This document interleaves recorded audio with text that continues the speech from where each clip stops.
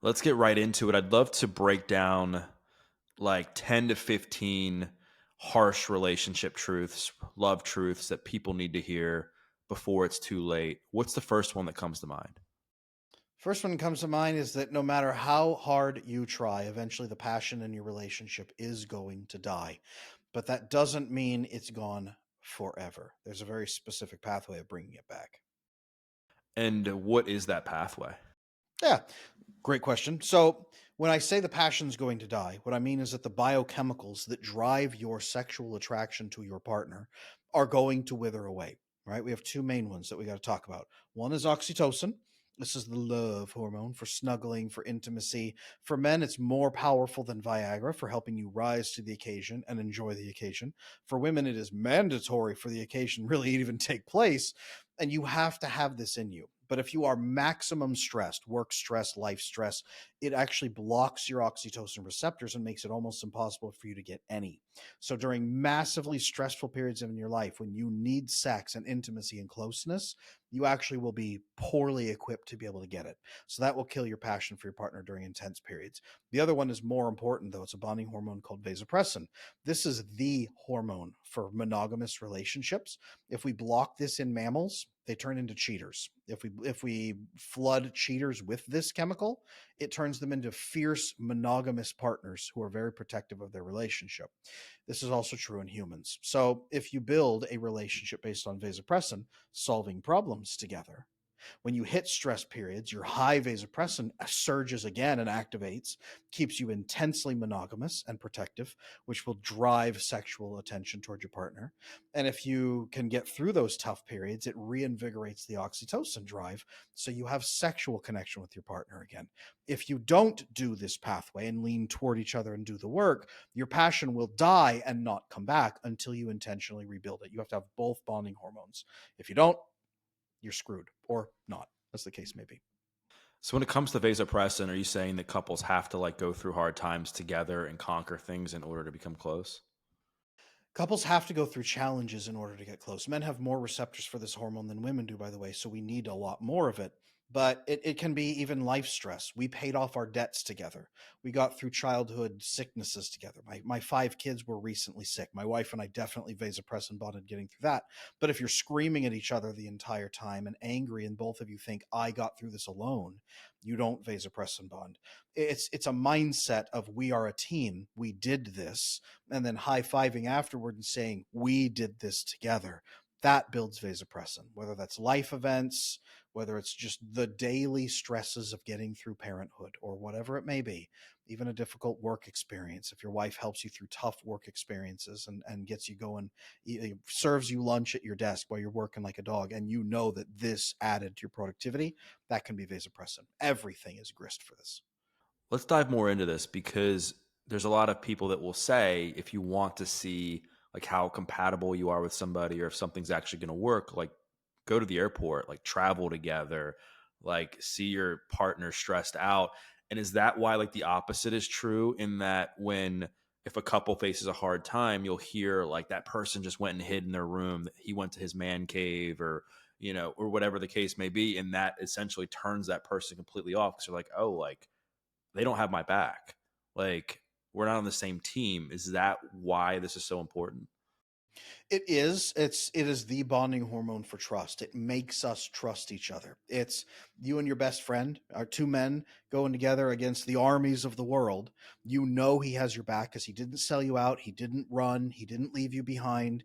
He stood beside you, and you both survived together. So now you know that this relationship is forged in iron and steel. That's trust, and it makes us trust that person, which in turn says, I should invest in this relationship. This is again possible between men and women. And if you run away, if a man runs and hides during stress and leaves the woman to handle it, that's a clear sign that she should not be trusting him. Her respect for him will drop, her safety will drop, everything diminishes. If a woman makes his life harder during times when she's supposed to be helping him, he builds what's called a cortisol association against her, which is the opposite of vasopressin bonding. When you are near, you make my life hard. I associate you with cortisol, stress, and pain. You make things tougher. Get away from me. And that cortisol association is what actually usually leads to most divorces. And would you say there's a difference though between like running away from problems and somebody like needing time to like calm down? Right? Like I feel like I mean, I feel like even myself, if I get irritated, like I need time to like chill for a second so that I can like come back to reality. The research is very clear on this. If you walk into a conversation and your heart rate is at 96 beats per minute or higher, you have a 96% chance of screwing up this conversation and it going very badly. Now, I don't know about you, but a 4% chance of mediocre or better is not something I want to do.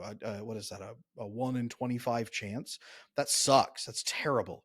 Calming and regulating yourself so that you can restore prefrontal cortex, the logical center working of your brain.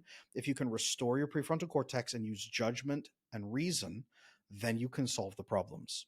It is idiocy to not pause and breathe. Now, there is too much, there's such a thing as running away too much.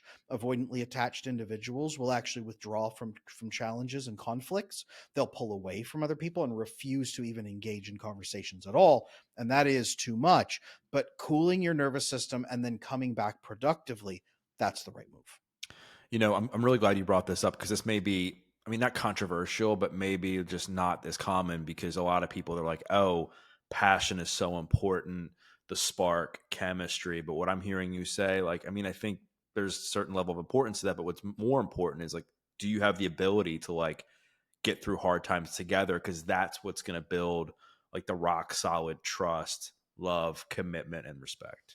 Let me tell you something about that spark thing. The people who say, oh, a spark has to be there. The spark is an emotional experience that the other person is giving you, and it is based on your childhood trauma and your issues. An avoidantly attached person, their oxytocin receptors are blocked, so they can't connect to other people appropriately. They rely entirely on novelty dopamine to have any sense of pleasure or bonding with other people. And they're not even bonding with other people, they're bonding with the experience someone has given them. So they are craving the spark through a dopamine explosion. Anxiously attached people are the child in the crib at 2 years old screaming, begging, please pick me up, and no one will. When they get picked up by a new partner, usually avoidant, they say, oh my gosh, someone has chosen me. And they flood with that oxytocin, which makes them biochemically addicted to that person and their safety. Again, addicted to the feeling the person gives them. And it begins something called intermittent reinforcement, which is gambling addiction. If I'm good enough, he will give me more attention. Now, these two people are biochemically addicted to what they're getting feelings from the other person. They're not actually bonded appropriately. And that's the magic of the spark is you overwhelm me with so many feelings that remind me of my childhood trauma. Let's get married and have a baby. And that's not appropriate. Building a relationship based on spark, wrong. Building a relationship based on actual, yes, primal chemistry is important. Personal chemistry is important. Attachment chemistry is important. Three types of chemistry, and building that forward into a functioning relationship, that's what we should be doing. We'll talk about guys and nice guys as harsh truth number 3. Nice guys. The friend zone was invented for anxiously attached men. That is where they are, and that's where they will always stay until they stop being nice guys. Women cannot stomach the concept of a nice guy because a nice guy is unpredictable. He's unreliable. He doesn't have ethics or goals. A nice guy is so focused on emotional experiences and feeling safe that he is essentially reclassifying himself as a child. And that is why the friend zone exists. It does not exist for men of any other attachment style. It is purely anxious attachment. I thought the friend zone like existed for guys that thought they might have had a chance with a woman like down the road. That's anxious, guys. Yeah. That's the nice guy sniffing around, right? If I do enough for you for the next 40 years, you might pity it, right? Like that's the game. Nice guy stuff is anxious attachment style. This is why avoidant men, the bad boys, they don't have the friend zone for bad boys because those guys at least have a hint of masculinity. Anxiously attached men, nice guys. I'm not down on them as human beings. Dr. Robert Glover, he's written the book on nice guys. He's my mentor. I was anxiously attached. I was a nice guy at one point early on when I was 20 years old. It's one thing that started me down this path of fixing this. But when you, we'll say it this way, Jack Donovan, right, in his book, he talks about the masculine, we form a perimeter of safety for others. And our job is to go out from that perimeter into what is dangerous and uncomfortable, acquire resources with our blood and sweat, and bring those back to the people who are in the perimeter and keep them safe. Nice guys are utterly petrified and they believe they are worthless. So they want to hide in safety and they want others to do the difficult things for them. But they also are petrified of even speaking up and being who they are. No woman can trust them because he is now reclassified as a child. But worse, because any nice thing he does comes with a huge secret price tag that he won't tell her about. And anyone who comes along who's bigger and meaner than him now seizes control of him and thus seizes control of her. So she can't trust him either because he's an open, gaping security wound in their relationship and in her life. So that man is unsafe in every single way. Women will never trust a nice guy, not because nice guys are evil men, they're not, but because they look so unsafe and so unpredictable that she will choose a jerk instead, because a jerk at least is a little bit more predictable. Now, ideally, she'll pick a securely attached man who is fully matured into his masculinity. That's a whole other conversation. But nice guys, friend zone, it's the same thing.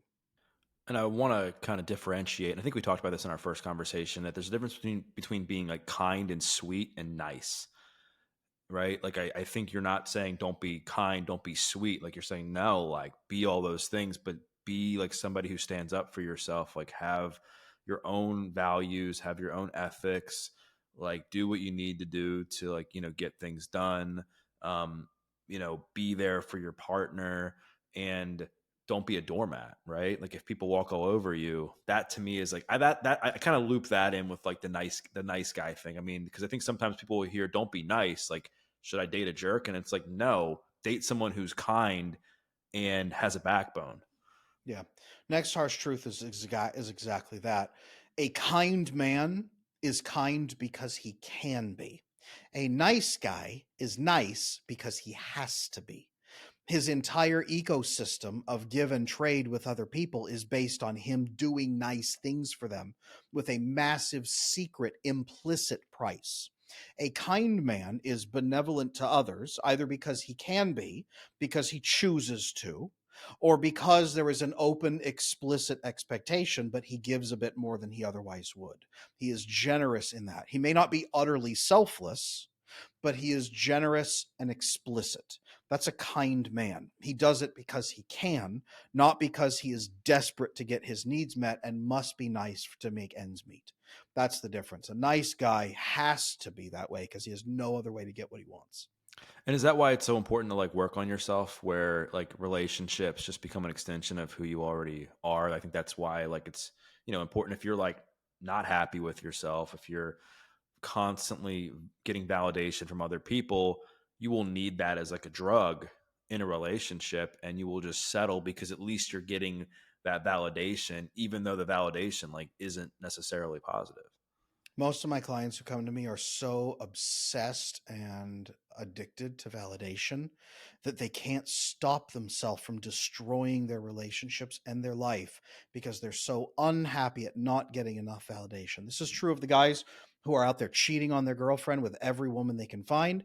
It's equally true of the guy who's bummed out, angry, and miserable because his wife hasn't slept with him in 3 years. Like, same thing. My validation from others is the only worth I have. That's the problem. A man needs to be living in line with his ethics and his long-term goals and be pursuing them aggressively.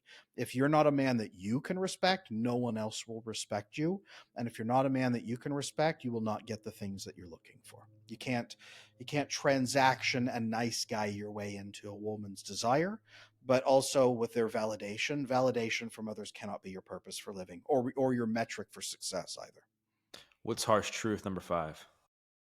Harsh truth number 5. Oh, are you ready for this one? It's going to make some people cry. Is that okay? Okay. I got my Kleenex here. It is a man's job to go without sex sometimes. Now, I say this hot on the heels of a massive controversy exploding all over Twitter right now about how sometimes men need to set their sexual needs aside for the sake of their wife and her well-being. And there's an explosion about that. I just produced a video myself about what sexual starvation does to a man. So I am not here to say that men should just quietly, meekly go without, or that a wife should deprive her husband of sex. I think it's evil for a wife to deprive her husband of sex without valid, very valid purpose. At the same time, a man can either be governed by his ethics or by his urges, but he cannot be governed by both. It is one or the other. If a man cannot maintain and manage his own sexual desire, then he's not really a man. He's a stray dog in the street who will hump on people's leg. So it is right and appropriate for a man in a marriage to expect sex. If they've had that conversation and said, this is what we are agreeing to, yes, it is necessary. But there are also times where men need to be able to set that aside without diving into porn, getting angry and belligerent at their wife, blaming her and being pissy because she's injured or something in that way after birth, meaning for 6 weeks, right? You should be able to control yourself for 6 weeks. And yet we find quite often that the 6 months following the first birth of a child, men are most unhappy and most likely to cheat. Men need to be able to manage their sexual urges without giving them up. A man needs to discipline and maintain himself. What do you think of that one? Tell me if I'm wrong. I mean, I don't think that's necessarily controversial, is it? Like, I think that's just like being a good human being. I think that, It's controversial. It's controversial because so many wives are starving their husbands of sex because they're saying he's not jumping through hoops. He's not making me feel safe enough, therefore I won't reward him with sex. I will punish him with starvation. That's what we're seeing a lot of, and that's why people get pissed off and mad about this topic. There's a lot of husbands starving for sex and a lot of wives starving for emotional intimacy. And people are starving, so they get ragingly angry when somebody says, hey, a man should be in control of his sex drive. yeah, and I think you also kind of hear that, like, if you get down to the nitty gritty and like people are honest that maybe the men aren't as emotionally available as they once were, and they're not meeting their wife's needs emotionally. They're not home. They're working a lot. They're out with their buddies. They're drinking. Like, you know what I mean? And like, so of course, like, I think it's just a natural thing for a woman to be like, well, if you're not going to meet my needs, like, I don't feel like, why should I meet your needs? You know what I mean? I think that's why having conversation obviously helps. But I mean, yeah, I definitely think it's like a two-way street there. Would you say that a lot of relationships fall apart because of the lack of communication? Most relationships fall apart because the person's brain says, no one will ever work with me, and I have to manipulate them through actions to try to get them to do what I want. And it's me alone versus the world. That's anxious attachment, avoidant attachment, disorganized attachment. It's everybody refusing to work with each other because they believe it's hopeless. And then they just manipulate each other, even without meaning to, over and over and over until they're both so angry and resentful and sad and hurt and lonely that they believe it's unfixable. That's what most relationships do. Let's talk about communication. Let's do a few harsh truths about communication because I think that is something that people fail miserably at. Harsh truth about communication is this: most women don't use enough numbers. They communicate emotionally. Women are very emotional communicators, and I don't mean over emotional, hysterical. I mean that women use emotional things. I need to feel loved. I want to feel like a priority. I just need to feel really close to you right now. I feel like we're drifting. These are inexact emotional experiences that she's trying to articulate and convey. They only work if the other person has an emotional understanding equal to yours and has had experiences similar to yours. Most women use these phrases with men who don't have the same emotional experiences, and especially they use them with more avoidantly minded men or more masculine brained men who think in terms of concrete examples and logical changes. So men are looking for measurable targets, and women are saying, I need to feel loved. If you talk to a man who has never really felt loved and say, I need to feel loved, he's going to say, she needs to feel what? Good? Happy? Well, dang, what makes me feel happy is when people give me stuff and when I have sex. So she wants sex. Okay, I can have sex. And then he reaches for her to have sex. She says, no, no, no, no, no. I need to feel loved first. He goes, what do you want?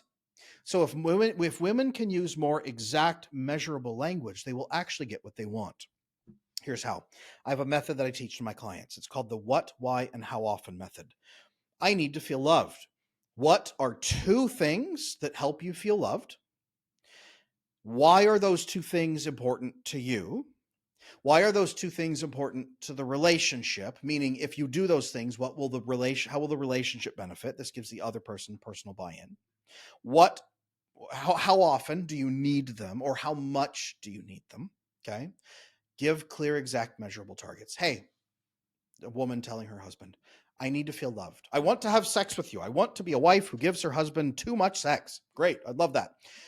I need to feel loved to be able to do that. Now, here's two things that make me feel loved. When you talk with me about your day and share openly about some of the thoughts and challenges you're experiencing, and when you spend time with me, like physically connecting in a non sexual way. Okay.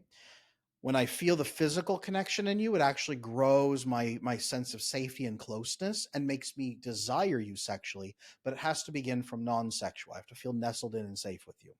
When you talk to me about your day and are transparent about your challenges, your thoughts, it makes me respect you because I see what you're doing and building, but it also helps me understand you. So I feel safer because I know how you're thinking. It also gives me an opportunity to help you grow and support you. If you can do these two things for me, I will feel truly cared for. My sex drive goes up, my mood goes up, everything improves, and the relationship benefits because I can give all of that love and affection back to you. I'll be chasing you around the house for sex. I'll be rubbing my hands all over you. I'll be happier and smiling when you come home. My mood will be great. You will have so much peace and fulfillment, and I can give you those things that I want to be giving you. I need it about 20 minutes a day of us talking every day for about 20 minutes before bedtime. That would be great. And the non sexual touch, I need, let's say, 3 or 4 times a week. I need us to just sit together, hold hands, snuggle, right? Non sexual touch. If we take a walk, let's hold hands. If we're sitting on the couch, I'll sit on your lap.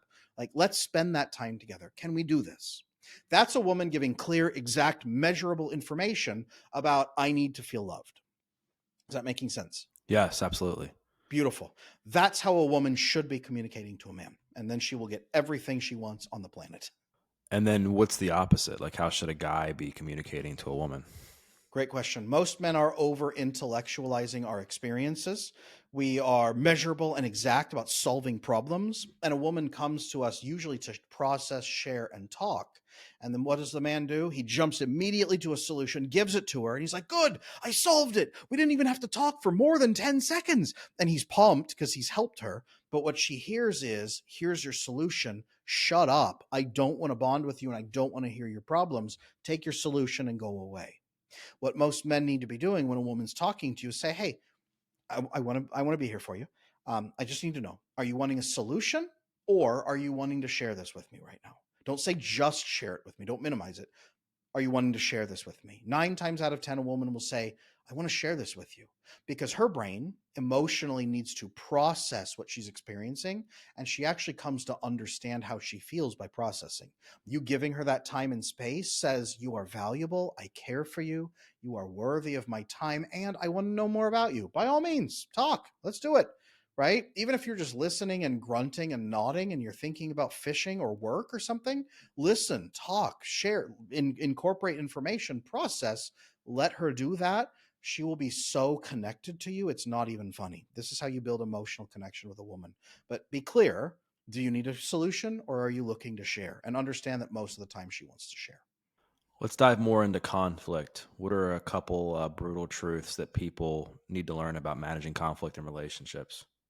65% of people have attachment issues, and attachment issues are centered around conflict. They're centered around the belief that conflict is hopeless and impossible and bad, and that there is never, ever going to be a good outcome. So we should avoid conflict by making people feel good, by running away from it, by hiding, by taking control. Conflict should not be competition. Okay. Conflict can turn into competition very quickly if you believe it's hopeless. But conflict, we'll begin here. Conflict turning into competition is up here, right? Conflict should actually turn into cooperation. Cooperation can only happen when conflict answers two questions. One, is there a peaceful outcome here where we can both take care of each other, right? Is there a peaceful solution here that serves both of us? And then number two, are we both willing to do that? So when we go into a conflict, the question should be, hey, what are the problems? Let's just talk through them. And then what would be a happy outcome for both of us? And are we both willing to abide by that? Conflict should be based on questioning. Most people turn conflict into statements, yelling, taking control, avoiding, manipulating, people pleasing. They don't even ask questions, they rush to contain the damage. Conflict should be questions. Conflict is wonderful.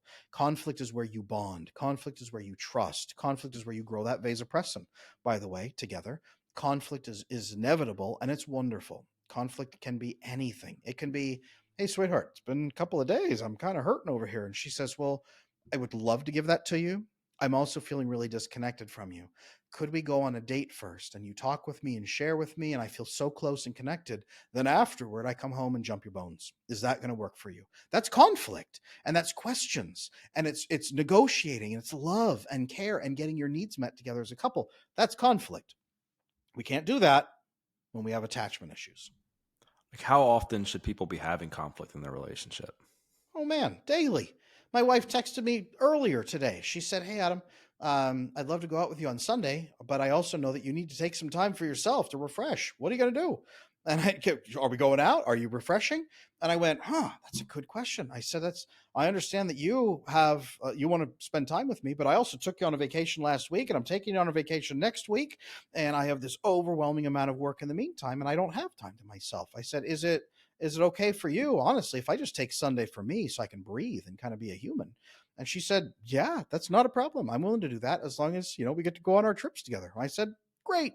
She said, can we spend the evening together? I said, cool, not a problem.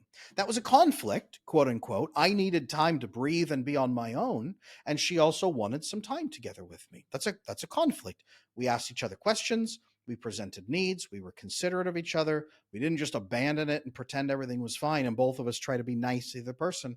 We actually had the straight up discussion. Turned out great. So there's a difference between conflict and like tension. Because I think sometimes people associate conflict with like tense emotions and feelings. Ten- Tension is where either you don't know if your goals are conflicting, and so you don't know if a fight is coming because you haven't talked about your goals yet, or if you don't know how to navigate a situation so you both can win. That's what tension comes from. It's the unknown. If there's tension, you just need to solve it as a couple, and then you'll vasopressin bond, and then oxytocin bond, and then probably have sex, and that's how that works. So, if there's tension, you're doing it wrong, and that's not like you're bad. It's just you don't know what to do. Find someone to teach you. I'm here. My coaches are here. We'll help. Or sit with your partner and really figure it out and say, what are our goals? What are your goals? What do you need from me? How can I help you? What do you need in this situation? If you can be curious and loving and compassionate towards your partner that way and figure them out and talk with them, that's the beginning of cooperating. It's caring enough about what your partner needs to be able to ask.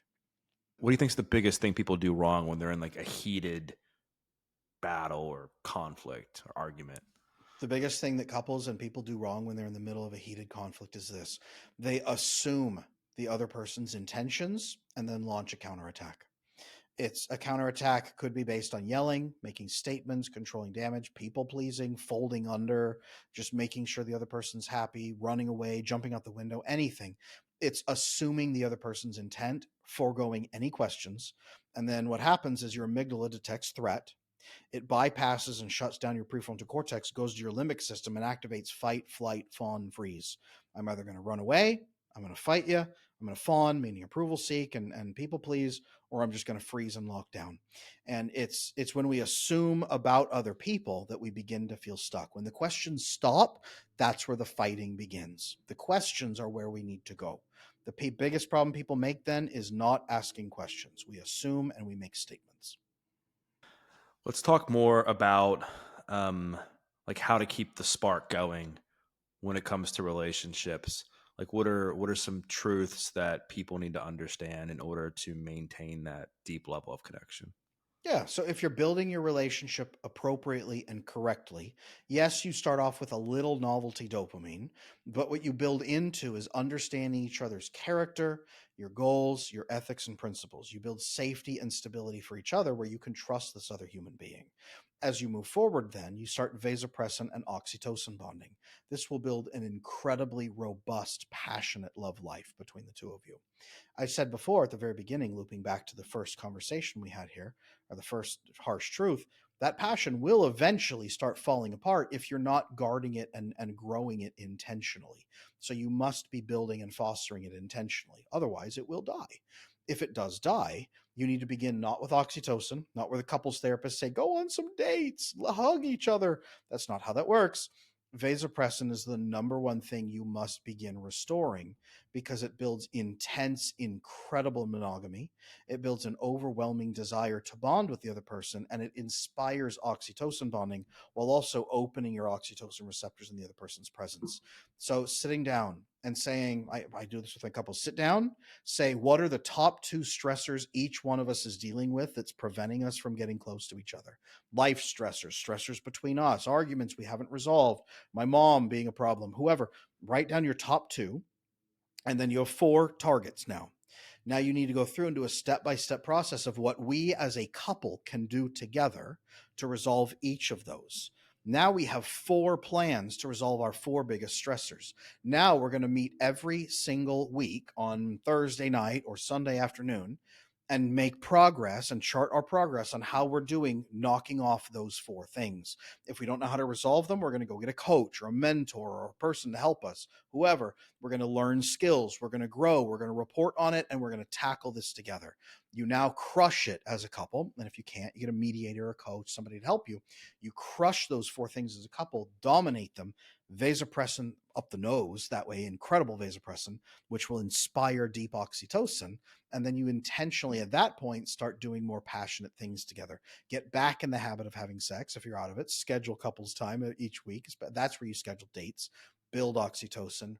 I've seen it again and again and again with my clients who haven't had sex in a year, or they've had sex once a year for 10 years. You do this process, they can't keep their hands off of each other. What about toxic relationships? Any type of brutal truth that you think people need to hear? I mean, obviously, take abuse out of it, but I'm going more like, is it possible to work through them? Like, can people heal from them? Like that sort of thing. Toxic relationships are not your fault, but they are your responsibility to fix. You need to understand the walkaway point that you have of when somebody is not going to work with you and when you as a person need to stop. Otherwise, you're going to be enabling the other person or torturing them or torturing yourself. So you have to be more focused on your goals and your principles than you are on keeping this one person at all costs. So, number one. Number two, it's not your fault, like I said, but it is your responsibility. You are responsible for your actions and your responses. If you're anxiously attached, you are biochemically addicted to that validation cycle, like gambling addicts. It's the same process. You need to control your emotions and understand how to self regulate so you stop chasing your other partner. If you are avoidantly attached, you're obsessed with dopamine and your oxytocin receptors are blocked. They have been lifelong. You need to understand how to manage your fear of closeness. You need to manage your dopamine addictions, and you need to learn how to have healthy emotional discussions about real problems with your partner. If you don't, you will be stuck in toxic cycles over and over. You are responsible for how you feel. No one makes you feel something. You have to take responsibility. Not your fault, but it is your responsibility to fix it. And do you think that people get into toxic relationships, like generally speaking, because they don't understand like their attachment style? People get into toxic relationships because toxic relationships are incredibly attractive to them because they have the skill set to live in them because it's where they grew up. And they think that they can people please or schmooze or love bomb to get the passion and connection they want. And then they stay in it for feelings, feelings, feelings. Toxic relationships are based on feelings. Healthy relationships are based on character and goals. That's what we need to understand. Okay. Character and goals should come first. Pleasure comes second, not pleasure first and nothing else. What do you think an ideal like week should look like or day should look like for a couple as far as how much time they spend together, things they should do together so that they can like make keep the mojo going, so to speak? It's a great question. I work 80 hours a week. I have 5 kids. My wife and I are very busy people. She homeschools the kids and she's very involved in our church community. So we don't have a lot of spare time, but we have an incredibly robust, thriving marriage because we have built the ideal schedule. 7 nights a week, we have 45 minutes together before bed. 7 nights a week, 45 minutes together before bed. Okay. We also have breakfasts together very early in the morning. Okay. Early breakfast, 45 minutes unwinding and talking at night. On Friday mornings, we have 7 hours of concentrated family time, focused family time. Sundays are entirely for family connection and for individual self connection so that you just do your thing, you refresh for the week. That's what we do. It is phenomenal. I have mornings with my wife and kids. I have afternoons a bit with my kids at lunchtime. I get to help them and pause for dinner times. I continue working. Family day is overwhelmingly wonderful. Sundays are wonderful. We make it work and it's thriving. The kids are doing great. My wife and I are doing great. She's happy. Like I said, she's texting me, "Hey, can we have an additional date on Sunday? I might need some time on my own." Hey, no problem. But I know I'm going to get her next Sunday and we'll take care of each other. So that's that give and take back and forth. If something's a little off, she needs more from me this week, great. If something's off and I need a little more time on my own this week, we can do that too. But 45 minutes a night, breakfasts, dinners if you can, family day, self day, this is crucial. Because you hear a lot that like relationships and marriages get destroyed when people have kids because they stop prioritizing the relationship in itself and they almost like are married to their kids in a way and that becomes the thing, right? Yes. Now we put our kids down and say, "Kids, let me tell them, our marriage is the backbone of this family. So we need to have time together as a couple. Whether you guys want to come jump on us and play games or not, that's fine. But we must have our time together as husband and wife. So from 9 o'clock to 9:45, you guys are in bed.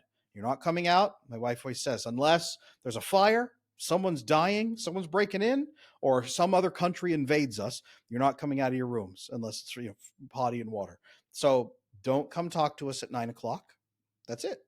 9 to 9:45. That's our time. Our kids know this. They understand that. But we what? No, okay. But they understand that our marriage is strong, and they understand that our marriage is vital to the well-being of our family. We incorporate that. We say, "Give us this time, and our family will thrive." And they say, "Okay." So we do that. You have to be spending time solo as a couple. You can't spend all your time together with your kids. That doesn't work. And I think what happens is people will say, well, we brought these kids into our lives. We have to put them first. And then that ends up like, in some ways, becoming like an overextension and then destroying the relationship, right? Well, cool. But what does putting your kids first mean, right? I spend time with my kids, but destroy the family that keeps them safe. No, that's not putting your kids first. I buy them lots of toys, but their mom and I scream at each other in front of them because we haven't had a romantic evening in 6 years. No, that's not really putting your kids first. Putting your kids first actually means prioritizing the well-being of the family that shelters them and teaches them. So putting your marriage first is actually putting your kids first. The last harsh truth I'll say is this, and it's around parenting. There's this concept going around that gentle parenting is the best approach, that you should be enlightened and gentle and sweet with your children. You should be their best friend.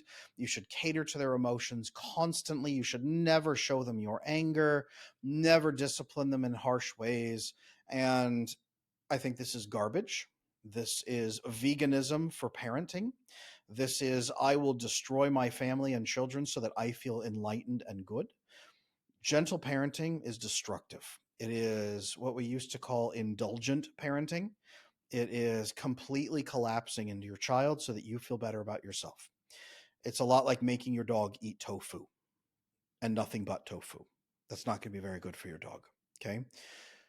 Parents should be teaching their children from a position of authority.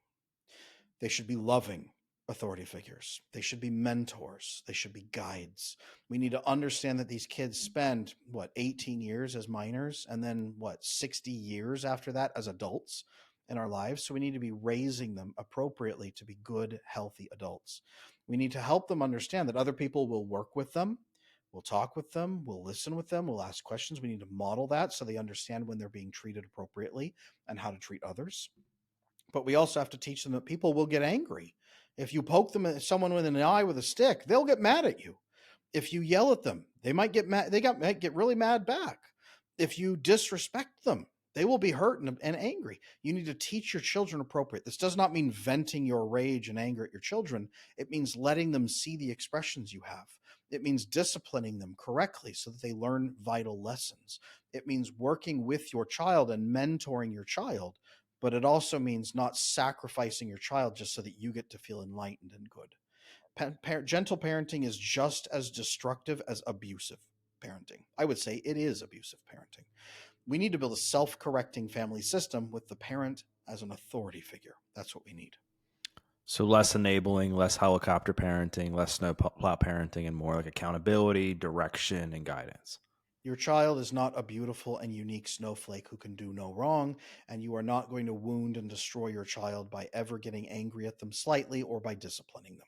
In fact, you will destroy them if you don't treat them as a human and let them see your humanity as well. Again, disciplined, safe. You must always be safe for your child, but you need to be also authentic with your child so you're mentoring them appropriately.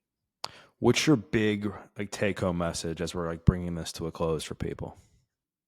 You are probably doing something wrong in your relationships today. And that's probably why you are unhappy. And that's why you're listening to a podcast about harsh psychology truths. You can fix this. There is always an answer and always a smarter way of being. It's just that you never had the capacity or the opportunity to learn it. You need to learn skills and find a mentor who trains you out of whatever it is you're doing, and then practice new behaviors with healthy people who will do the work with you and build better relationships. We are relational beings. The quality of your life is largely dictated by the quality of your relationships and your ability to function in them. So if you are unhappy, you can fix it. Love it, man. Well, Adam, thank you so much for coming back on the podcast. Thank you for having me again, Doug.